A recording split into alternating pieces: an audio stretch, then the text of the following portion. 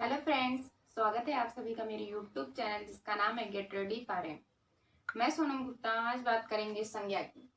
जैसा कि आप सभी जानते हैं कि सभी कॉम्पिटिटिव एग्जाम में, सारे कॉम्पिटिशन एग्जाम में हिंदी में संज्ञा का जो टॉपिक है वो काफ़ी महत्वपूर्ण है। चाहे वो टेट हो या यूपी टेट हो, कोई भी टेट हो, उसमें हिंदी के टॉपिक में जो संज्ञा है वो जरूर पूछी जाती है। तो आइए आज संज्ञा को समझने की कोशिश करते हैं। सबसे पहले संज्ञा क्या है? संज्ञा संज्ञा किसी वस्तु,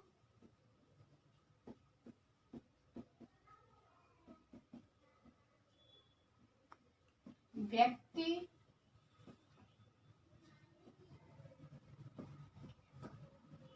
स्थान के नाम को हम संज्ञा कहते हैं। क्या वो किसी व्यक्ति का नाम हो, किसी वस्तु का नाम हो या स्थान का नाम हो, उसे हम संज्ञा कहते हैं। या ये भी कह सकते हैं कि किसी भी नाम को हम संज्ञा कहते हैं। तो संज्ञा को जो है दो भागों में बांटा गया है। संज्ञा को दो भागों में बांटा गया है। एक होता है हमारा उत्पत्ति के आधार पर,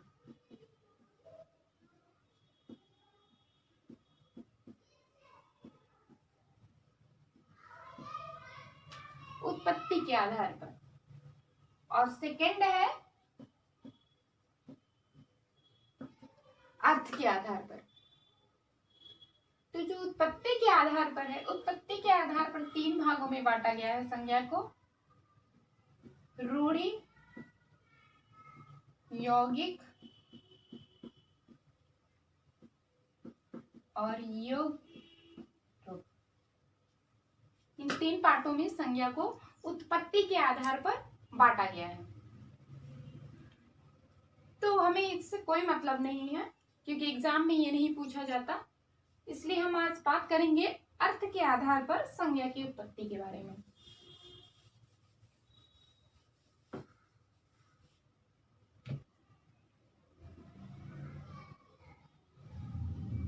बात करें अगर अर्थ के आधार पर,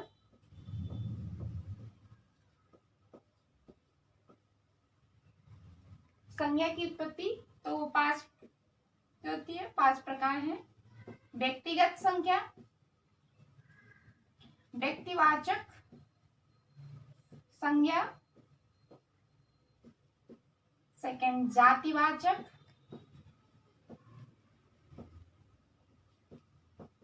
संज्ञा, सॉरी फ्रेंड्स हैंड राइटिंग पे ध्यान नहीं दीजिएगा, भाववाचक,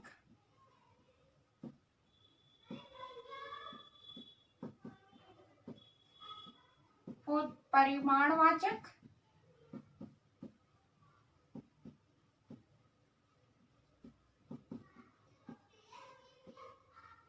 एंड 5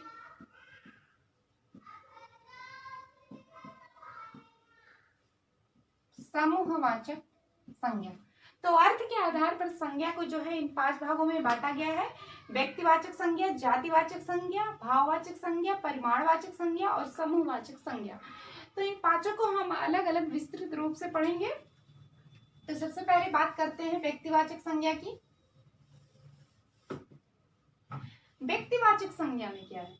व्यक्तिवाचक संज्ञा में किसी व्यक्ति, वस्तु या स्थान के नाम को हम व्यक्तिवाचक संज्ञा के अंतर्गत रखते हैं, जो सिर्फ और सिर्फ एक व्यक्ति का नाम हो, जो यूनिक हो, जो कि जैसे हमने किसी का भी नाम ले लिया, राम श्याम कुछ भी कह दिया, तो वो यूनिक है, वो सिर्फ और सिर्फ उस व्यक्ति का नाम है, उस व्यक्ति की पहचान है, तो वो क्या है? व्यक्तिवाचक संज्ञा है। हमने किसी स्थान का नाम ले लिया, बनारस कह दिया, प्रयागराज, कुछ भी, तो वो उस पर्टिकुलर स्थान का नाम है जिससे उसकी पहचान होती है, तो ये व्यक्तिवाचक संज्ञा के अंतर्गत आएगा। ठीक है फ्रेंड्स, मैं समझ लिया। व्यक्तिवाचक संज्ञा वो संज्ञा है जिसमें एक व्यक्ति, स्थान, या वस्तु के नाम को हम व्यक्तिवाचक संज्ञा कहते हैं। जो सिर्फ और सिर्फ एक व्यक्ति की पहचान कराता हो वो व्यक्तिवाचक संज्ञा होती है, या एक वस्तु की पहचान कराता हो वो व्यक्तिवाचक संज्ञा के अंतर्गत आता है। अब सेकंड,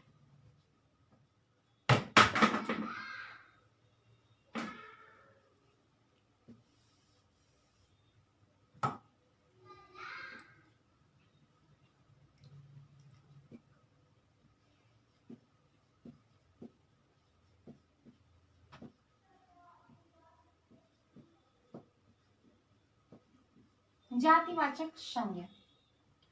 तो जातिवाचक संज्ञा क्या है फ्रेंड्स?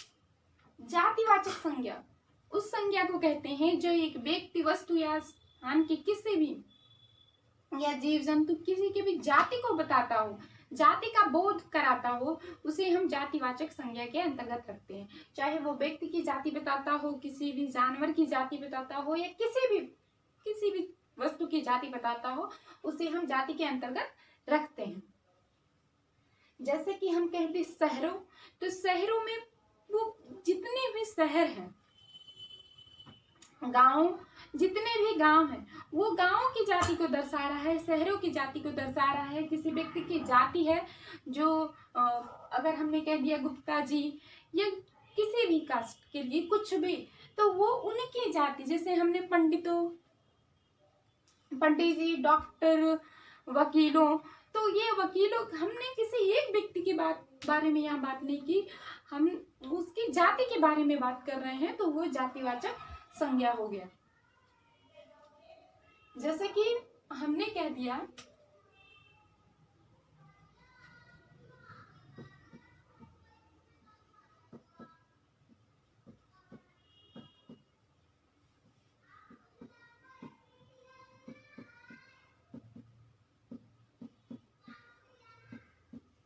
भारत में अनेक नदियां बहती हैं, तो यहाँ पे नदियां से क्या मतलब है? नदियां, अगर ये पूछा जाए एग्जाम में कि नदियां जो हैं कौन सी संज्ञा के अंतर्गत आती हैं, तो नदियां जो हैं जातिवाचक संज्ञा के अंतर्गत आती हैं, क्योंकि ये जो नदियां हैं वो किसी एक नदी के बारे में नहीं बता रहा है। अगर हम कहते गंगा, यमुना, कोई भी एक नदी का नाम ले लेते, घाघरा, सरयू, चंबल, सोन, कोई भी नदी का नाम ले लेते, तो वो एक व्यक्तिवाचक संज्ञा होता। लेकिन यहाँ पे नदियां कह रहा है, ये तमाम किसी भी नदी जाति की तरफ इशारा कर रहा है ये सब, इसलिए ये जातिवाचक संज्ञा है। अगर हम यहाँ पे ये कह देते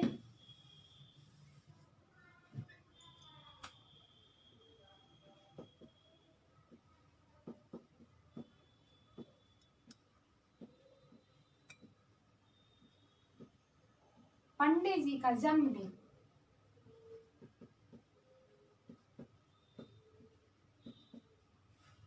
बाल दिवस के रूप में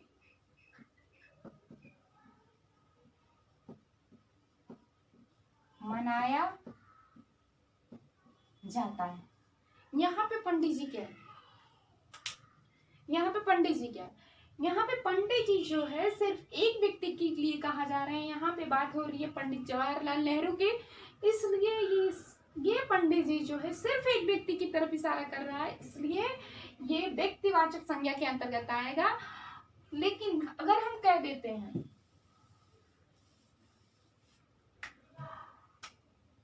कि हिंदू समाज में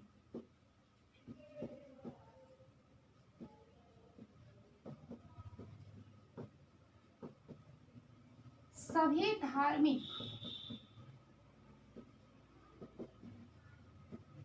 संस्कार पंडितों द्वारा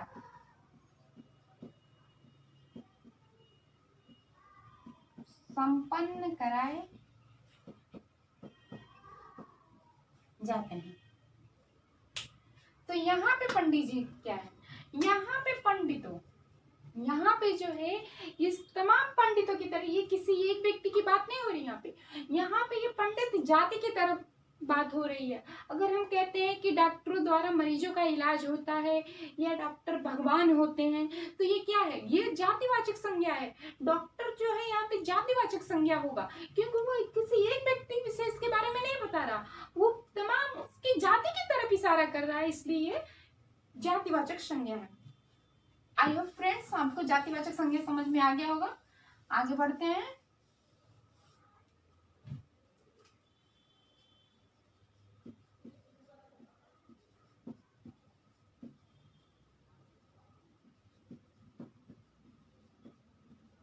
भाववाचक संज्ञा।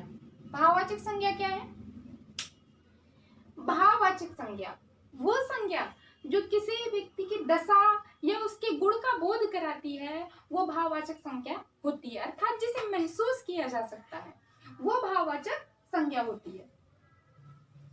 जैसे कि कह दिया जाए हिंदी भाषा में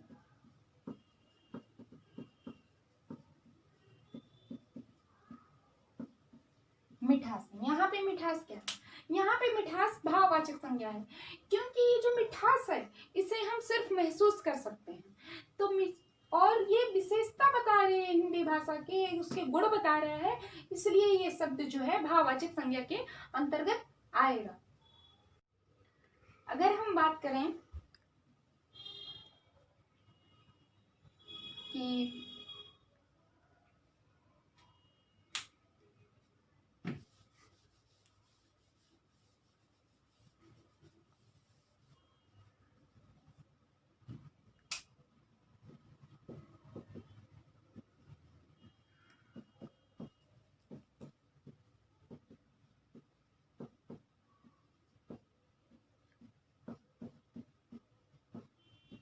यहाँ पे बुढ़ापा शब्द क्या है?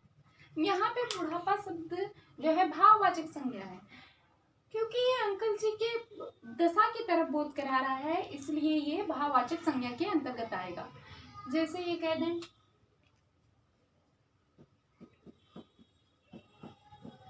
गांव में हरियाली है। ये हरियाली क्या है?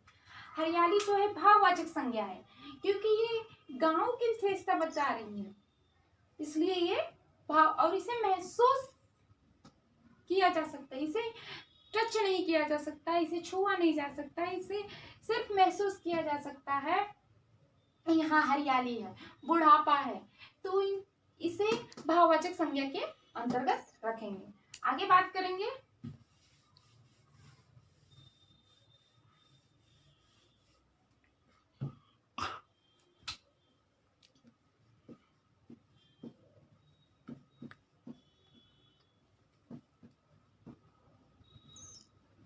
परिमाणवाचक संज्ञा।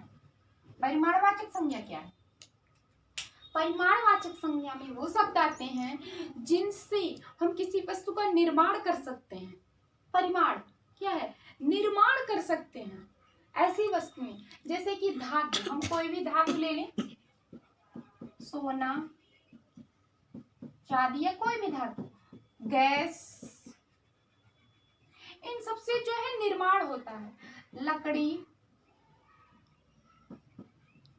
तो ये जो है निर्माण होता है इनसे, इसलिए ये परिमाणवाचक संज्ञा के अंतर्गत आएगा। लेकिन यहीं पे अगर हम कह देते हैं कुर्सी,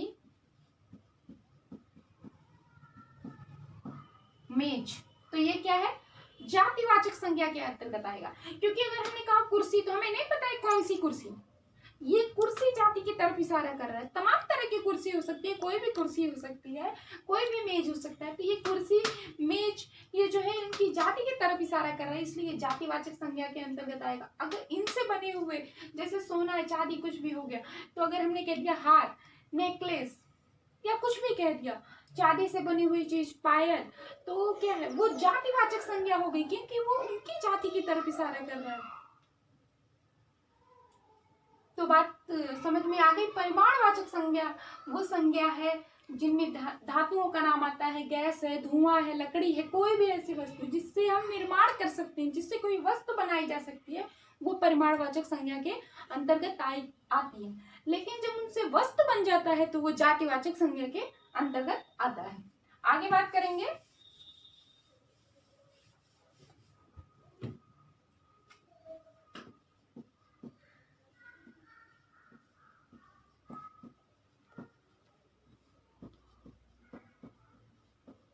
समूहवाचक संज्ञा। समूहवाचक समूहवाचक संज्ञा क्या है?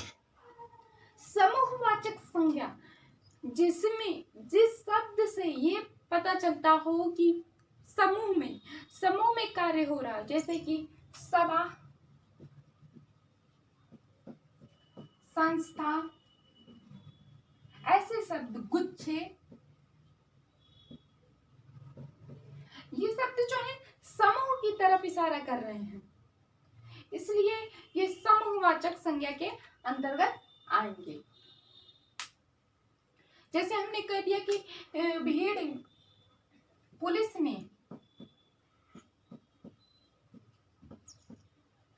भीड़ के ऊपर